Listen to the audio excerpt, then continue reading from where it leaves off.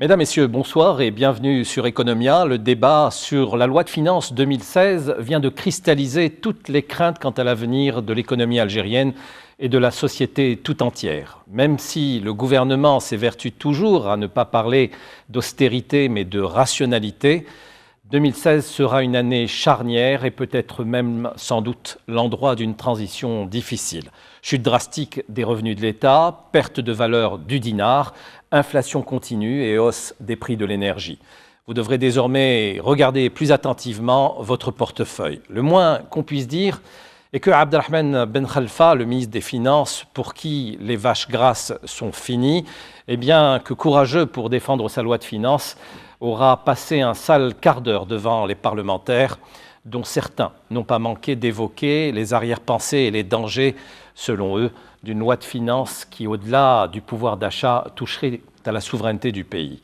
Pour parler de tout cela, je reçois 4 invités.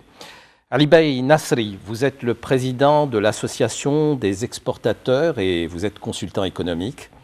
Malek Seraï, vous êtes expert international et PDG de AIC. Vous êtes par ailleurs l'ancien conseiller technique de la présidence de la République et vous avez été longtemps haut fonctionnaire auprès des Nations Unies. Moustapha Zebdi, vous êtes le président de la Poste. Vous êtes là pour représenter la voix des consommateurs et quelque part la seule qui compte. Enfin, Nadir Bouabbès, vous êtes le vice-président de la CAP, la Confédération algérienne du patronat.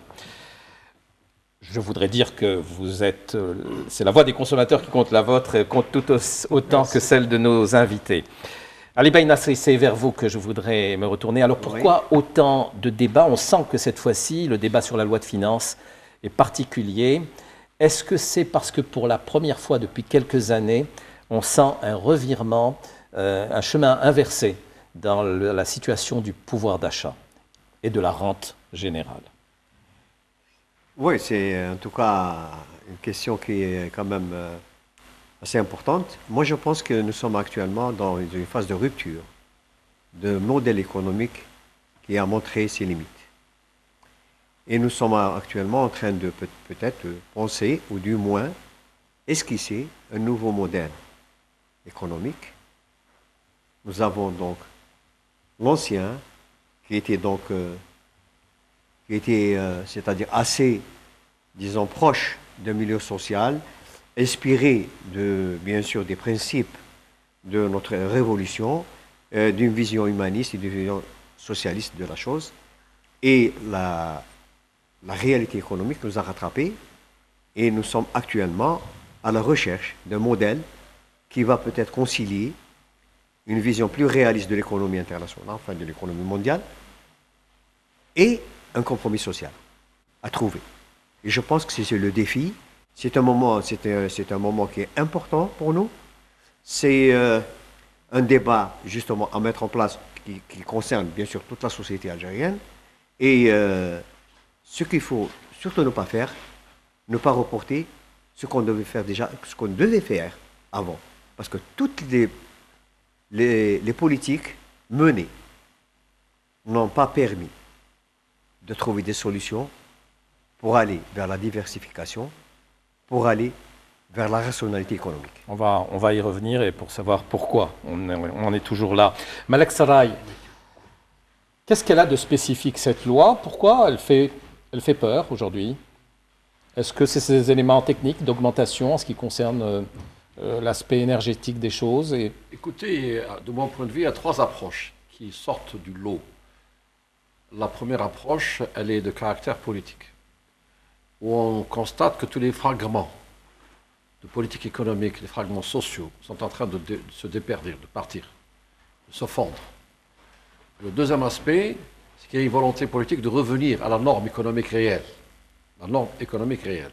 Et le troisième aspect, bien sûr, c'est la crise financière que nous sommes en train de vivre, où les comptes sont au rouge. Tous les comptes de l'économie algérienne actuellement sont au rouge. Donc nous avons un déficit de la balance des paiements, nous avons un déficit des paiements, nous avons donc un taux d'inflation qui galope, il a déjà dépassé les 6%, et donc tous les ingrédients économiques officiels sont actuellement en rupture vers la baisse.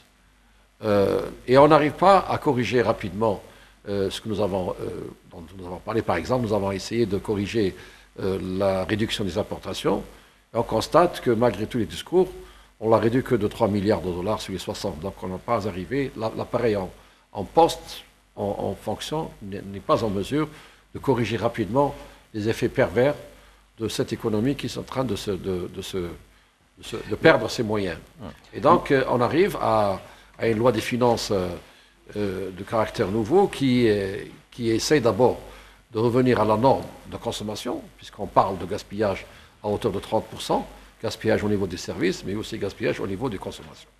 Et on arrive aussi à parler de retour réel des prix de cette consommation, qu'elle soit consommation de produits alimentaires ou vestimentaires, ou de consommation de services, donc donnés par l'État.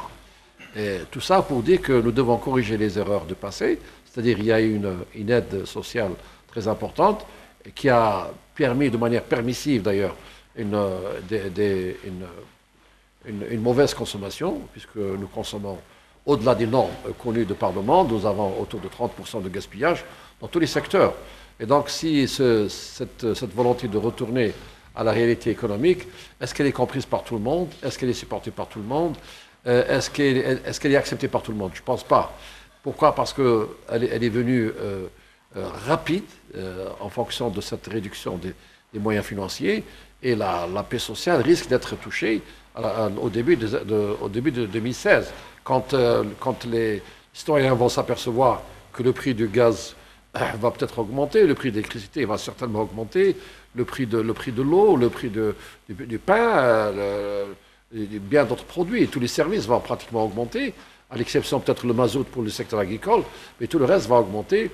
Est-ce que nous avons eu suffisamment de moyens culturels, de moyens d'information, de vulgarisation, pour expliquer aux citoyens que, décidément, nous sommes en train de reviser même l'approche politique pour aller vers une économie peut-être plus moderne, mais est-ce que nous avons les moyens? Voilà, le problème, c'est que nous sommes malheureusement contraints par cette insuffisance financière. Nous aurions dû le faire bien avant. On a justement perdu pas mal d'occasions pour le faire. Nous avons attendu à ce que nous sommes sous une crise financière qui arrive en force, mais c'est une crise financière qui nous arrive de l'extérieur, elle n'est pas locale. Néanmoins, il faut savoir que ce que nous avons comme dinar, si les Algériens se remettent en confiance avec le système financier algérien et remettent le dinar qu'ils ont, notamment cette partie du dinar invisible, vers les banques, je pense que tout ce qui est investissements locaux, notamment dans l'agriculture et la petite et moyenne industrie, ne va pas trop souffrir dès lors que nous allons ramasser, pourquoi pas, tous ces dinars, des 6 milliards de dinars qui sont en train d'être cachés partout auprès des opérateurs plus ou moins inconnus. Nadia Bouabbas, je reviens à la loi de finances. Est-ce que c'est la bonne démarche que d'augmenter les tarifs énergétiques? Parce que c'est ça, enfin, je pars de cette appréhension populaire par rapport à cette loi. Est-ce qu'on est dans la bonne voie? Nous, en tant que Confédération algérienne du patronat, et en tant que toutes les confédérations, nous sommes contre cette augmentation, toutes ces augmentations, pour certains motifs. Vous savez, il y a 2 ans ou 3 ans, il y a une relance économique. Donc, nous sommes en plein relance économique. Et avec ces nouvelles augmentations qui vont venir en 2016, ça risque de causer de gros problèmes au niveau financier, de trésorerie, au niveau des entreprises. Donc, est-ce que nous aurons souhaité qu'il y ait des rencontres des médiations avec le gouvernement, avec surtout le ministère des Finances. Qui ne vous a pas consulté, les organisations patronales? Qui nous ont consultés, mais les consultations ne sont pas pareilles. Ça veut dire, ce que je veux dire, nous on propose des propositions, des solutions, mais en général, ça n'a jamais été pris en considération. Parce qu'il se passe actuellement, nous l'avons déjà vu, nous l'avons prévu en 2010. Il y a eu, attention, en 2015, il y aura une baisse de pétrole, il y aura une crise mondiale. Donc, on n'a rien fait, on vient juste en pleine relance. Donc, ce que fait... Je voudrais juste ajouter à ce moment précis du débat que cette déclaration que j'ai reprise du ministre des Finances quand il dit « c'est fini le temps des vaches grasses », En 2008, en décembre 2008, le président Bouteflika Rdaya disait « Voilà venu le temps des vaches maigres ». Et on n'a pas pris de disposition depuis. Oui, malgré que le signal était prévu, on aurait pu prendre des dispositions, mais malgré ça, ce qui a été bien, c'est-à-dire ce qui a été le travail du gouvernement, il y a eu beaucoup de facilitation pour aller vers l'économie, développer l'économie nationale. Ça, c'est un point. Maintenant, ce qu'on demande en tant qu'organisation patronale et représentant de ces entreprises, de nous consulter, de faire une sorte d'un consortium national et de discuter et de prendre en considération. Alors, pour faire un lien avec le consommateur et la population, vous disiez que ces augmentations de tarifs sur l'énergie risquent d'affecter sensiblement les entreprises, les industries. Effectivement. Donc, ce qui devrait se passer normalement, c'est de voir ces industries répercuter ces prix sur leurs produits, donc sur le marché. Effectivement, c'est tout à fait normal. Si vous augmentez quelque chose, bon, vous savez que tout ce qui est carburant, c'est la matière. Il y a des matières dérivées de pétrole, plastique, etc. Donc, il y aura un ensemble de chamboulements et d'augmentation au niveau qui va se répercuter aux consommateurs. C'est tout à fait normal. Une inflation il y aura une inflation. Donc, comment on va faire face à cette inflation ? Comme l'a dit, on va aller vers du social, vers des subventions, et on va revenir toujours à l'augmentation des salaires. On va revenir à ça et au ciblage des subventions. Alors, Monsieur Zebdi, vous représentez les consommateurs. Alors, comment vous appréhendez tout ça ? Comment vous avez reçu ces dispositions de la loi de finances qui, rappelons-le, à l'heure qu'il est, sont encore en discussion au niveau de l'Assemblée nationale ? On attend donc des premiers éléments d'amendement pour lundi normalement. Voilà, je vous écoute. C'est vrai, on est tous conscients que l'époque de la vache grasse n'y est plus. Ça, c'est tout le monde qui est conscient, que ce soit opérateur, que ce soit politicien ou même le consommateur. Mais les répercussions directes et indirectes de ce projet de loi de finances, c'est le simple consommateur, c'est le simple citoyen qui va payer les frais. C'est vrai que la grande question qui va se poser, est-ce que le simple citoyen acceptera de payer les frais de ce qu'a bien expliqué ce modèle économique qui a montré sa défaillance. Jusqu'à tous les articles de ce projet, et même ce que vient de dire le représentant du patronat, c'est que pour chaque hausse, ça va rentrer dans les frais de production ou de service qui sera donné au consommateur. Donc, le maillon le plus faible, ce qui va payer la facture en définitive, c'est le simple consommateur. Il faut citer que le pouvoir d'achat a diminué de 20%. C'est vrai qu'il y a la dépréciation, la dévalorisation du dinar, et avec ce projet de loi de finances, nous ne pensons pas que ce pouvoir d'achat va prendre un petit peu, va remonter. Au contraire, d'après nos estimations, le pouvoir d'achat va encore baisser de 10%. Il n'y a qu'à voir certaines déclarations de certaines associations professionnelles.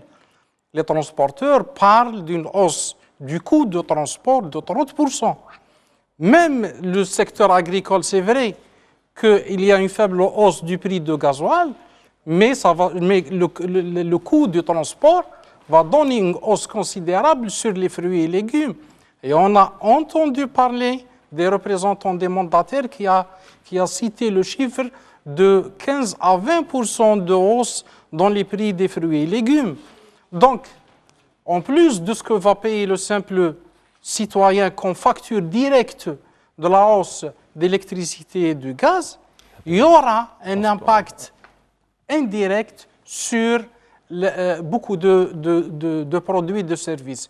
Ce dont on a peur, c'est qu'il n'y ait pas de maîtrise de hausse dans ces différents produits. C'est-à-dire, chaque opérateur va justifier une hausse importante ou une hausse non logique dans son produit ou service, tout en mettant le projet de loi de finances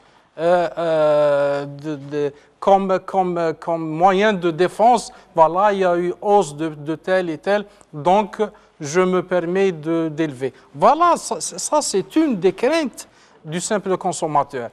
Donc pour nous... Alors symboliquement, on ne touche pas au pain. Je ne pense pas. En fait, le pain a été touché puisqu'on a maintenu les prix, mais on autorise les boulangers à faire une nouvelle mixture.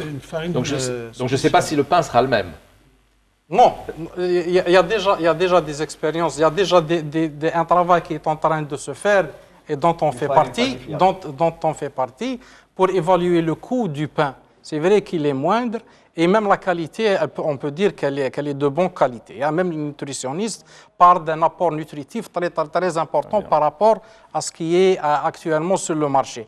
Mais il faut voir, même les boulangers, eux, auront le droit de dire, voilà, il y a le coût de l'électricité qui va augmenter. Peut-être les produits secondaires comme les produits ferments, sûrement, il y aura une augmentation. Donc je pense que c'est de leur droit, ils vont sûrement le faire, de demander une hausse de prix du coût. Est-ce que vous vous attendez à ce que 2016, ou à partir de 2016, le citoyen, le consommateur sente les choses changer grandement, radicalement? Justement, pour nous, 2016 sera une année difficile.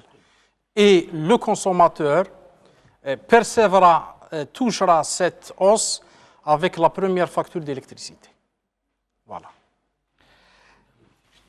C'est très difficile et même dangereuse. D'autant plus que la communication est très faible de la part du gouvernement. Le gouvernement, il lance des chiffres. On dit qu'on passe de 7 à 17% TVA pour certains produits, mais on n'explique pas suffisamment les choses au consommateur final. Quand on dit consommateur final, que ce soit en tant qu'individu, en tant que famille, en tant que cellule familiale, mais en tant aussi qu'entreprise, parce que les entreprises aussi vont être touchées de plein fouet. C'est pour ça que certaines augmentations, ne serait-ce que la TVA de 7 à 17%, ça va toucher. Donc c'est un effet d'escalier, c'est un effet de domino qui va toucher tout le monde. Et nous devons faire très très attention à la communication. Il faut sensibiliser les gens à comprendre la situation. Le fait de dire nous devons arriver un jour à revenir au prix réel, mais nous allons souffrir. Mais est-ce que le citoyen va comprendre qu'est-ce que c'est le prix réel de tout point de vue? C'est ça qu'il faudrait expliquer aux gens. Oui, ça sera peut-être un problème de communication, mais essentiellement et fondamentalement, ça dépendra de la qualité des solutions qui seront apportées à une problématique complexe. C'est ça le problème. C'est la qualité des solutions, c'est quoi?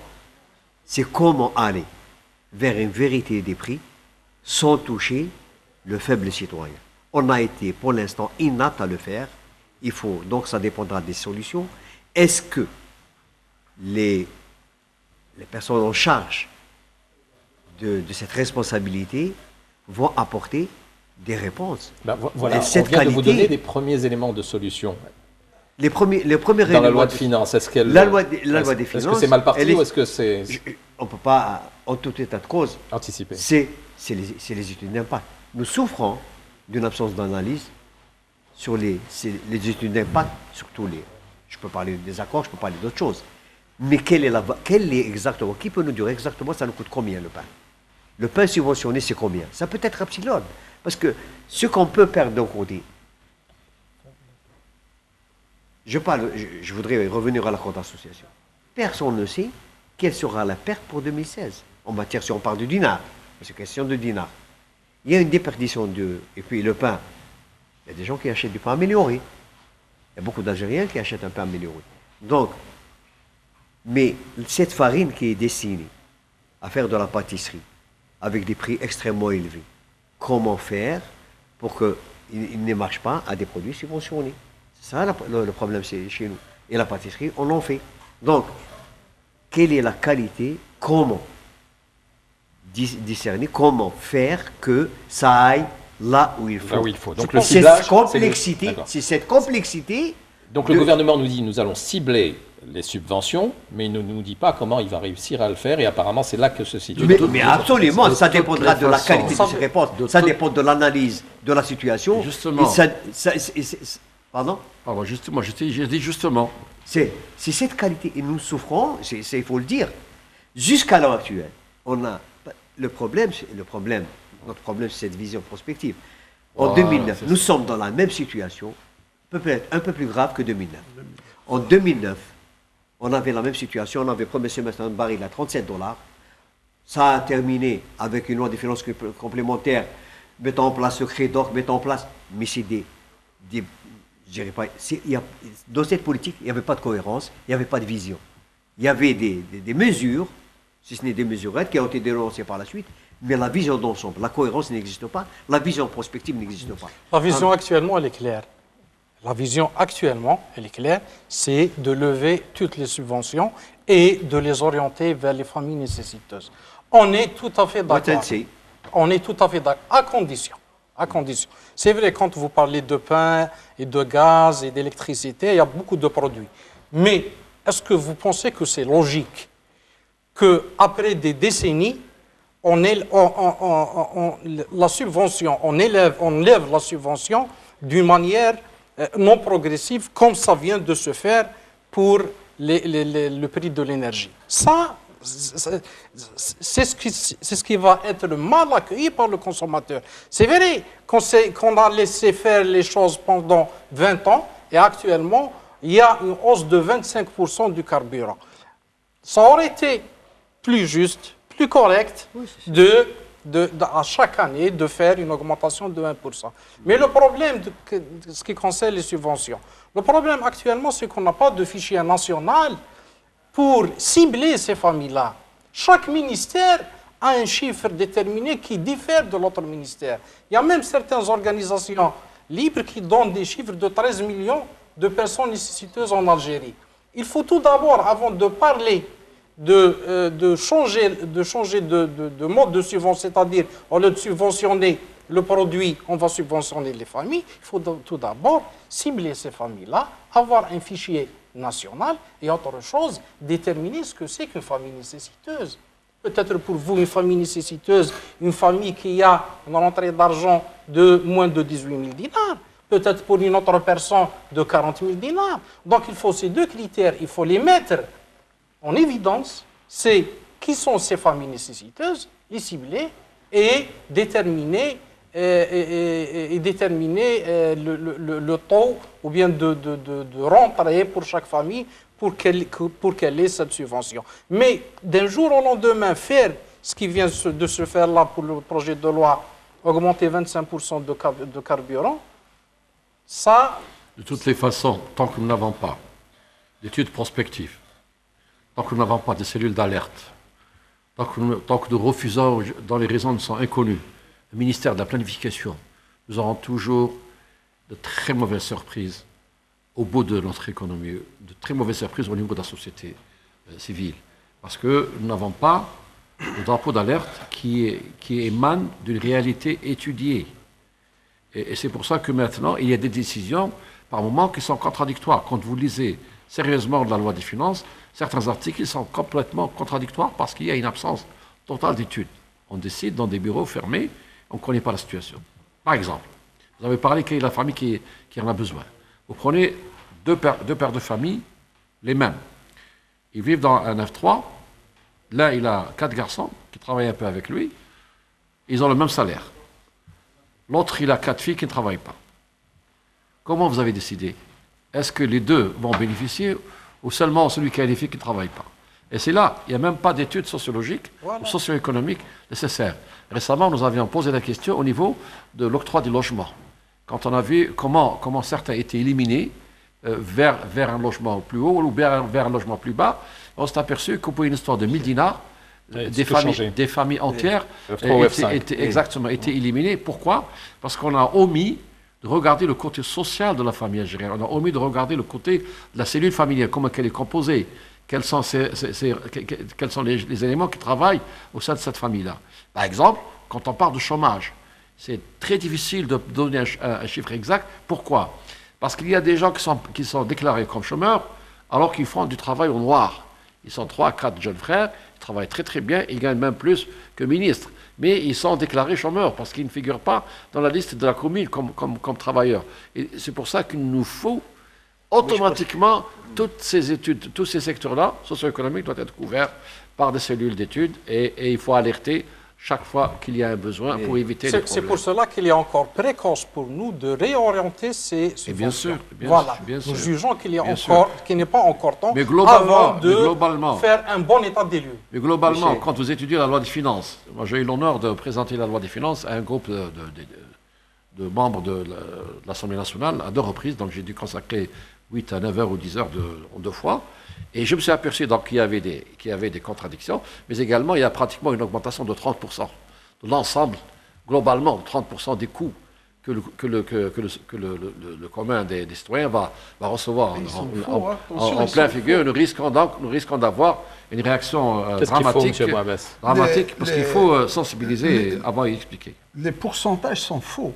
Parce que je vais vous donner une étude qui est simple, que nous avons fait. Vous savez, si la loi, avec les augmentations de pétrole, d'essence, etc., on va se retrouver avec une augmentation sur le marché de 62%.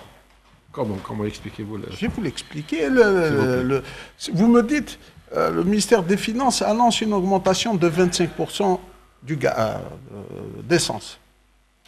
La répercussion, elle est sur les entreprises. Donc ces entreprises vont rajouter. Vous me suivez? Donc il y a un rajout. Il y a l'électricité, le gaz, celui qui fait les biscuits va se retrouver avec une note de gaz énorme, donc il va rajouter. L'autre, il va rajouter. Faites votre calcul, vous allez trouver, on s'est retrouvé à 62%. Parce qu'il n'y a aucun pays qui peut annoncer 25% d'augmentation. C'est énorme. Quand on sait qu'on touche 170 €, même pas 150 €, le SMIC est à 150 €, on ne peut pas annoncer des augmentations de 25%. Mais ça, votre chiffre là, il fait peur, hein? Bien sûr. C'est 62, faites votre calcul. Je pense qu'on est trop C'est pour ça qu'il faut appeler les spécialistes, on est trop focalisé chacun dans son domaine pour expliquer. Voilà, parce que il est clair que le pain et l'essence sont symboliques. L'un d'une nécessité. Et le lait. Voilà, et le lait. Donc, c'est trois produits qui sont hautement symboliques. Curieusement, on ne parle pas de l'eau. Voilà, on ne parle pas de l'eau parce que je ne sais pas trop pourquoi. Personne ne la paye pratiquement. Oui, Enfin, mais je pense que prestations. même si c'est un débat qui a une haute valeur enfin, symbolique, beaucoup ne la payent pas. moi je pense que fondamentalement, c'est pas là pour moi en D'accord, tout très cas, bien. ce n'est pas le seul. Donc, levier. Alors, Nous sommes face. à d'autres leviers Oui. que vous avez en main. Mais juste avant, Mais nous risquons de retrouver l'histoire de l'eau dans les prestations de services où il y a pratiquement une augmentation de 6%. C'est un peu caché. Ça sera un peu caché. Oui. Alors, entre autres leviers, il y a l'agriculture, Oui. même si on ne veut pas trop s'éloigner du pétrole. Écoutons à ce propos un reportage qui a été fait sur la visite de M. Sellel à Ain Defla, que vous avez d'ailleurs accompagné, monsieur. Le Premier ministre Abdelmalek Sellel incite impérativement à trouver des alternatives à la rente pétrolière qui représente 93% des revenus de l'État pour sortir de la conjoncture économique actuelle. Et cette seule alternative est bien le secteur agricole, appelé à jouer un rôle important dans les années à venir pour la diversification de l'économie nationale. Je peux vous assurer que nous maîtrisons la situation économique, mais il n'est plus question à l'avenir d'aller à l'aventure. Je ne pense pas que le prix du baril de pétrole en 2016 augmentera et peut-être qu'en 2017, il s'améliorera. Il faut que vous réalisiez le changement dans les alentours. Nous vivons sur une terre pleine de richesses. Pour encourager le secteur agricole, le ministre du Travail, Mohamed El Ghazi, a mis l'accent sur la nécessité de la sécurité sociale. En collaboration avec le secteur de l'agriculture, nous nous sommes mis d'accord sur une campagne de sensibilisation avec la CASNOS et la CNMA pour qu'elles s'engagent sur la sécurité sociale afin que les agriculteurs et les éleveurs bénéficient de leurs droits. Lors de sa visite, le Premier ministre a appelé les agriculteurs et les éleveurs à intensifier leurs efforts, à savoir la nécessité de recourir aux techniques modernes pour améliorer la productivité, ajoutant que prochainement 3 écoles pénalisées dans le métier d'agricole seront créées à Ain Defla, à Mascara et à Aloued. Voilà donc un message de M. Sellel en ce qui concerne l'agriculture qui peut être un ressort, un levier. Vous en avez d'autres? Est-ce que d'abord le levier agricole est un bon ressort? Mais absolument. Absolument. Il est clair que si nous sommes autonomes, ce qui est pratiquement impossible, sur le plan de vue agroalimentaire, nous avons une ardoise qui est très lourde. à l'importation dans ce domaine-là. Comment l'alléger? Je pense qu'il y a, les spécialistes le savent mieux que nous, mais en tout état de cause, aller vers... actuellement, nous avons une surface agricole de 48,5 millions d'hectares. Sur cette superficie, nous avons donc une superficie agricole utile de 8,5 millions, dont 3,5 millions sont en jachère. Ça veut dire que globalement, nous exploitons pratiquement 10% de notre 10%, disons 10% de notre surface agricole. Pourquoi? Pourquoi 3,5 millions de jachères? N'y a-t-il pas ici des possibilités donc d'exploitation? Sur les 40 millions qui restent, n'y a-t-il pas des possibilités donc de culture ou d'utilisation de ces terres? Notre aspect, c'est la mécanisation, c'est la productivité. Nous avons l'une des plus faibles productivités en céréales. On peut augmenter, il y a des exemples, il y a des Algériens, il y a des investisseurs privés qui ont réussi donc à aller dépasser les 18, les 20, 28 cantons, donc ils sont allés à 50 cantons. C'est ce qui est annoncé. Voilà. Ça, il faut aller vers ça. La transformation agricole, nous sommes pratiquement au stade zéro. Ne plus importer le triple concentré de tomates de Chine, c'est une nécessité et c'est possible. On était autonome. On a perdu une autonomie pour diverses raisons, algériennes, mais en tout tas de causes, pardon. Ça, c'est un aspect important. On a aussi donc la transformation des produits agricoles. Nous importons beaucoup. Nous pouvons y aller. Nous transformons très très peu. Mis à part donc certaines confitures, et je vous dis, même pas la totalité des concentrés de tomates, peut-être la moitié. Puis il n'y a plus rien après. Il y a aussi, dans l'agriculture, des possibilités, des niches très importantes à l'exportation. Nous avons des problèmes liés à d'ordre organisationnel. Moi-même, personnellement, et actuellement, d'énormes possibilités d'exportation vers les pays des Émirats, au Golfe. D'énormes. Il y a des produits qui sont pratiquement placés. Mais l'organisation fait défaut. La logistique fait défaut. Et la structure réglementaire aussi. Voilà, mais absolument. Il y a aussi un autre levier en dehors de l'agriculture, c'est la substitution. On parle de cette diversification depuis très longtemps.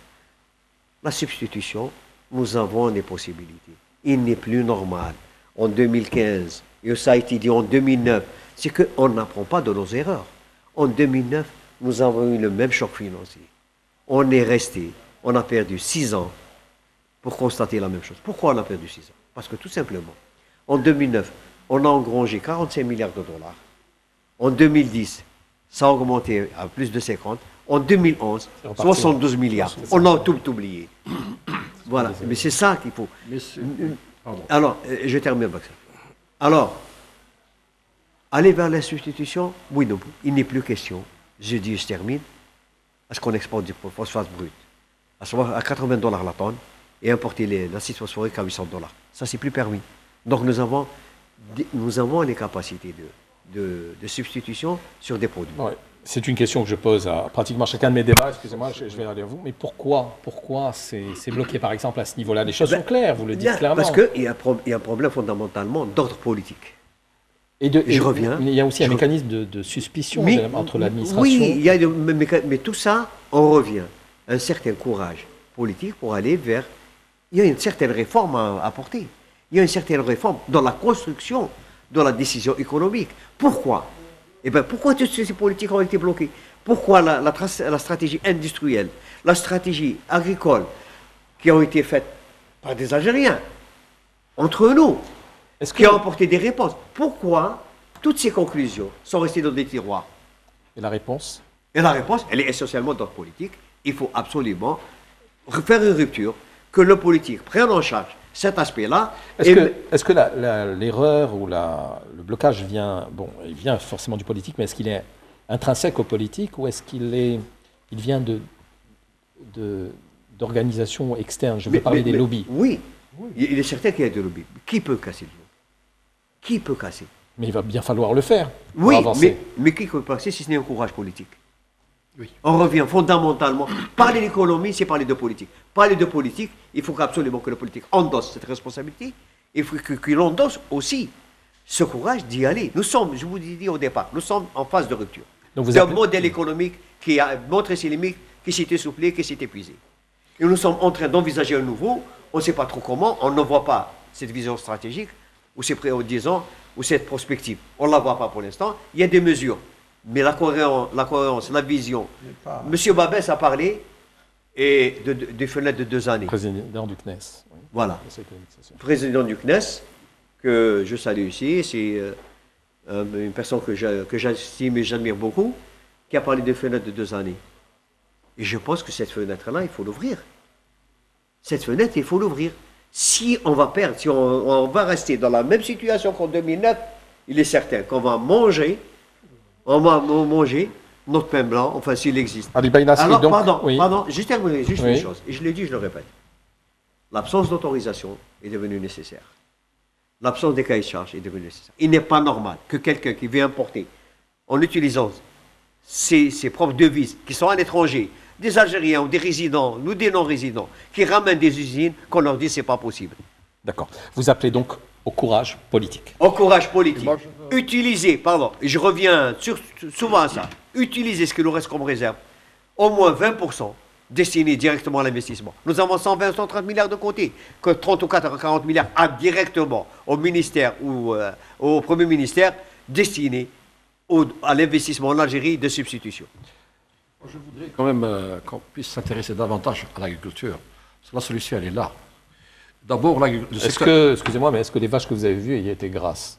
Pour le moment, mais elles commencent à courir, donc elles commencent à perdre pourvu qu'elles restent de leur poids. Néanmoins, il faudrait quand même, il y a certains aspects qui sont positifs, il faut en parler. L'agriculture actuellement, elle est positive, puisque la croissance de l'agriculture va entre 11 et 12% par année. Ensuite, le pourcentage de satisfaction de la consommation locale, de couverture, il est passé en 5 ans de 67% à 73%. Donc en 5 ans, la couverture s'est améliorée de 6%. Donc il y a un phénomène nouveau dans le secteur agricole, mais il est insuffisant. Pourquoi il est insuffisant? Parce que nous avons... L'État aussi a injecté des milliards. Oui, j'arrive. Pourquoi il est insuffisant? Parce que nous avons des milliers d'hectares qui sont en jachère. Nous avons des milliers d'hectares attribués à des gens qui ne veulent pas travailler, qui donnent des millions d'hectares. Et le président de la République avait fait appel, lors d'un conseil des ministres, de partir vers 1 200 000 hectares irrigables pour pouvoir faire face aux besoins énormes en céréales. Qu'est-ce qui se passe? Donc l'option politique, elle y est, elle est favorable, mais la mise en œuvre, elle est déficitaire. On ne voit pas les résultats. Pourquoi? Parce qu'il y a un retard dans le travail de l'hydraulique. Les services hydrauliques disent qu'on n'a pas terminé la carte hydraulique du territoire. Pourquoi pas un seul ministère? Attendez. Au niveau des hauts plateaux et du sud, il y a un retard dans la mise en œuvre de sortir tous ces ingénieurs d'électricité pour ouvrir des lignes. Donc il faut structurer le pays. Il y a un certain retard aussi de la répartition de services de sécurité au niveau des zones déshéritées qui sont un peu éloignées. Donc les moyens naturels existent, la terre existe, des milliards de mètres cubes existent. Il faut aller les ramener. Et c'est ce retard-là qu'il faudrait dénoncer, parce que on ne peut pas continuer à importer plus de 14 milliards de dollars de produits alimentaires. Et le Premier ministre, en faisant ses appels et en encourageant, il est au courant de ces problèmes. Il est au courant, j'y étais. Nous avons écrit, moi-même j'ai écrit à une dizaine de Ouali chaque fois pour leur dire, messieurs les Ouali, veuillez accélérer l'attribution des terrains à ceux qui veulent produire. Et nous allons certainement arriver à 3 types d'exploitation. Le premier type, c'est l'ancien, c'est les petites exploitations qui ne sont pas très rentables, tout le monde est d'accord. Le deuxième type d'exploitation, ce sont les agriculteurs qui ont plus de moyens, ce sont les chefs d'entreprise algériennes ou ce sont des ingénieurs, des agronomes ou bien des vétérinaires qui vont avoir certainement des terrains de 100, 150, 200 hectares pour faire des exploitations moyennes. Mais le plus important, à partir de maintenant, c'est aller vers les grandes exploitations hautement mécanisées avec des entreprises. Mais hautement mécanisé où? Attendez, je termine. Nous avons des grandes surfaces au sud qui sont valables pour l'agriculture, pour les céréales, pour la production de céréales, pour la production de maïs, la production de viande rouge, de lait, etc. Il faut que le gouvernement ouvre, de toute façon, lors de la circulaire interministérielle de mars 2013, ouvre la voie à la coopération internationale, mais il n'y a pas suffisamment de publicité et les gens hésitent encore à venir pour prendre des grandes surfaces en collaboration avec soit des sociétés d'État, soit avec des opérateurs et privés. les investisseurs nationaux ne peuvent pas le faire. Les investisseurs nationaux, ils sont actuellement victimes d'une bureaucratie au niveau des wilayas, au niveau du ministère de l'Agriculture.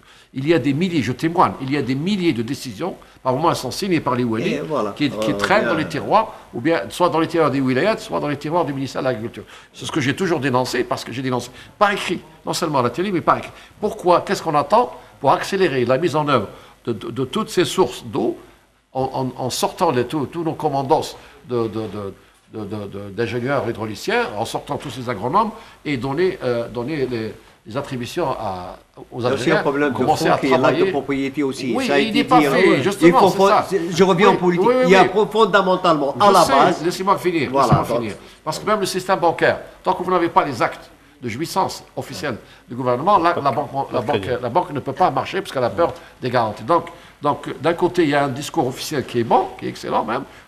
Le président leur a dit, vous avez 1,5 million, 1,2 million rapidement à faire valoir et à établir, mais il faut donner aux gens à travailler. Les décisions se meurent, vieillissent dans les tiroirs. Qu'est-ce qu'on attend? Est-ce qu'on attend à une annonce officielle de la part de M. le Président de la République, ou est-ce qu'on attend à ce que les services hydrauliques et les services, le reste de l'électricité, etc., terminent leur travail pour annoncer cette ouverture? Les gens attendent. Il y a eu des milliers de dossiers.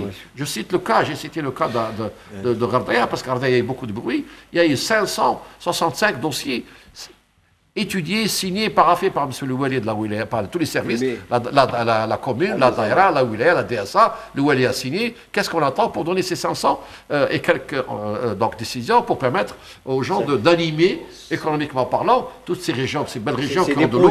Oui, c'est des... Vous savez combien ça fait 2 ans la région de toutes ces régions-là qui sont extrêmement riches, potentiellement riches, et ils attendent les bras des Algériens. Bon, maintenant on évoque aussi la main-d'œuvre algérienne qui manque, c'est vrai.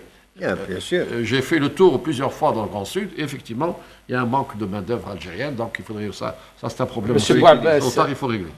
C'est Wali. On nous a dit que les Walis avaient reçu des instructions pour libérer les dossiers. J'espère. Est-ce que c'est le cas? Oui, il y a eu des instructions. C'est vrai que le gouvernement a pris en main un courage de fer pour libérer un peu tous ces blocages de dossiers. C'est vrai qu'il y a eu instruction au niveau des Walis pour faire face et libérer un peu que ce soit en industrie ou agricole, etc. D'ailleurs, le ministre de l'Industrie a pris, il y a un mois de ça, une avance en nous proposant chaque fin du mois des rencontres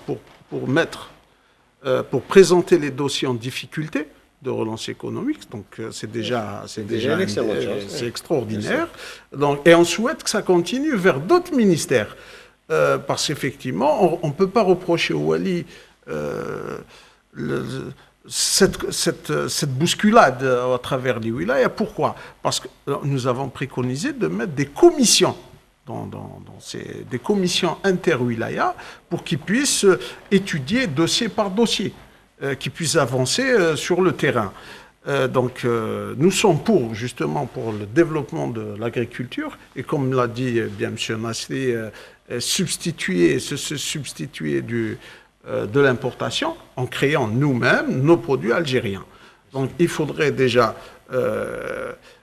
se mettre au travail parce que vous savez, comme l'avait le dernier rapport du CNES, c'est un défi national qui concerne chaque Algérien, du plus petit au plus grand, de se dire il faudrait travailler.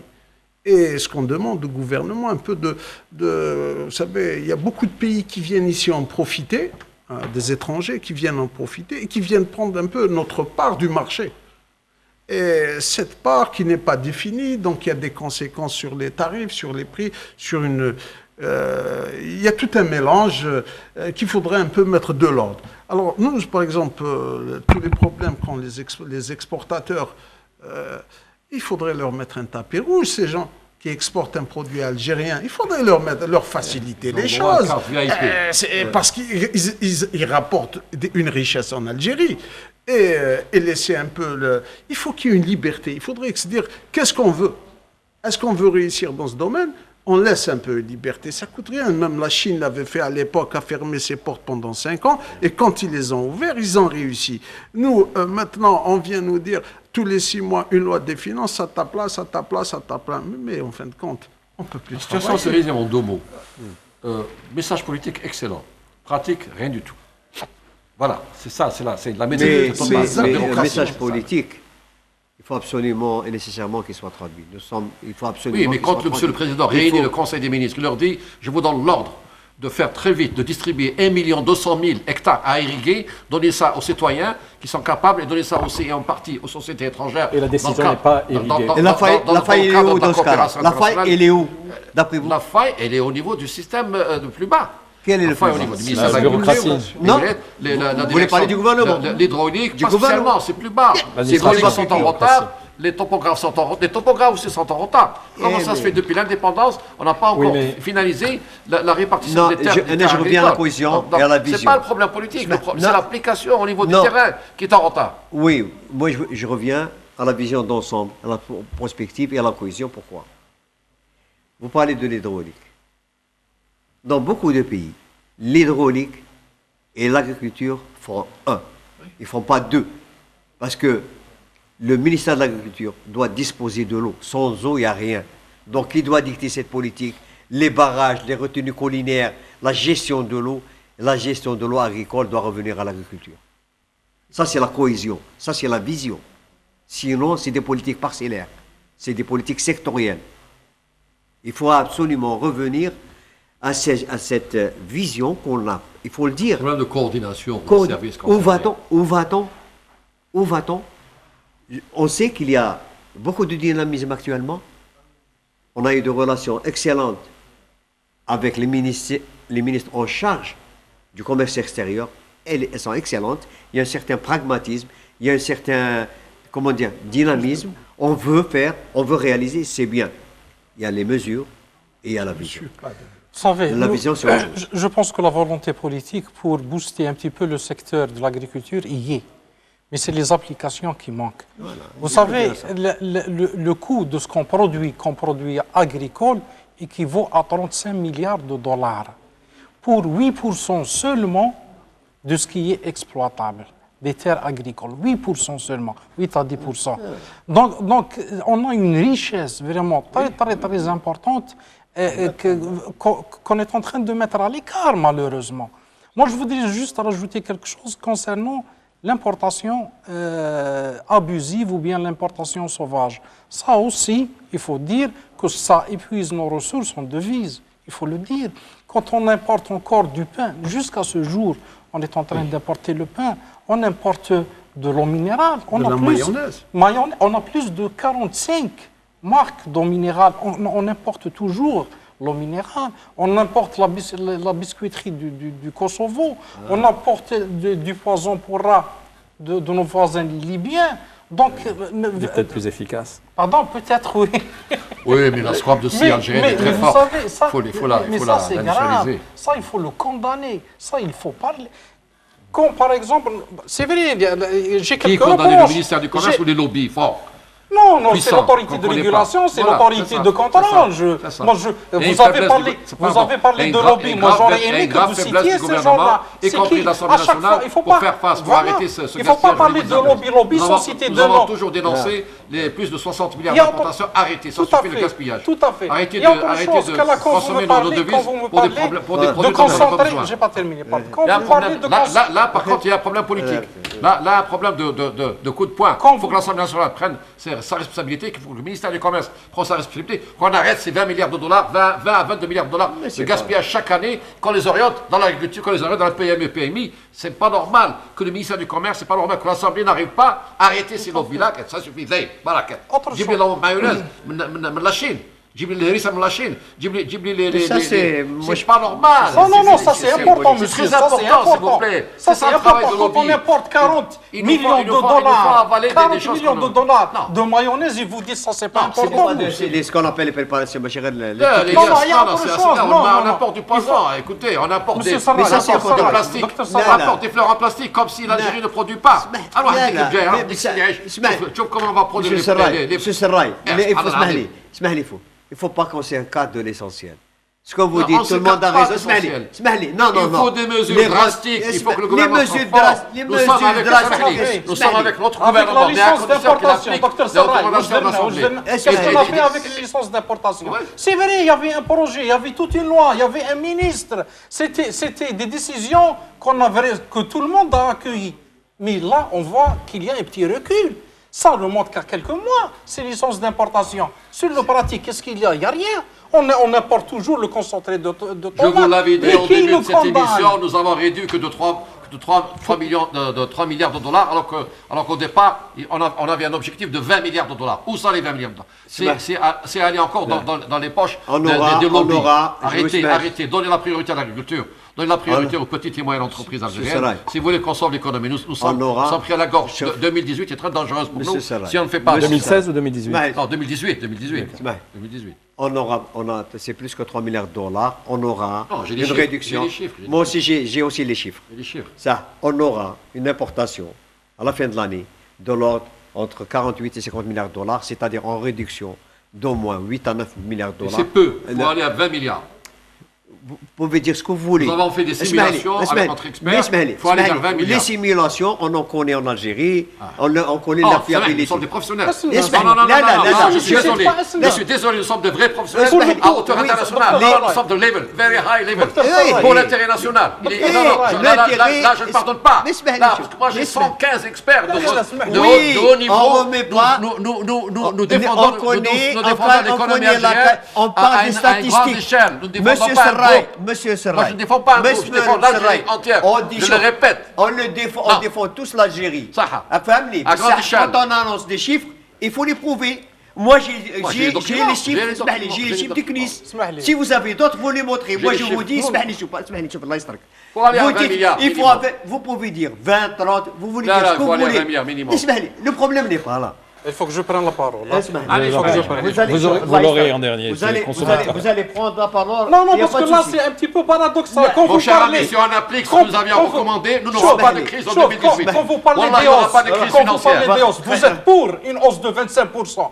Et quand on parle de réduire les importations, là, vous dites c'est Il faut progressif. réduire les importations. Non. Qu'est-ce qui est progressif? Si nous réduisons la 20, mayonnaise, toutes les analyses démontrent, si nous réduisons de 20 milliards, jusqu'à 20 milliards, si nous réduisons de 20 milliards, nous n'aurons pas de crise en 2018 parce que nous avons suffisamment de réserves pour faire face à l'année 2018. Mais si on continue comme ça, à gaspiller 60 milliards, nous allons tout droit à se casser 20 la gueule. milliards, quand on dit 20 milliards, on a une méconnaissance de nos importations. Les produits qui coûtent lourd, qui pèsent lourd. Vous avez le premier, c'est le poste agroalimentaire. Les céréales, la poudre de lait, les médicaments, les voitures, les camions, les sidérurgiques. Tout ça, c'est ça qui pèse lourd. Pour les équipements, nous sommes d'accord avec vous.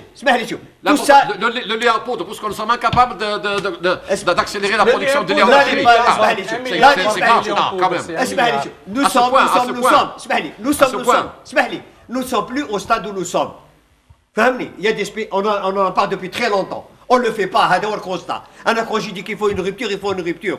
Monsieur Zebdi parle de l'essence. Je suis entièrement d'accord. La loi 1515.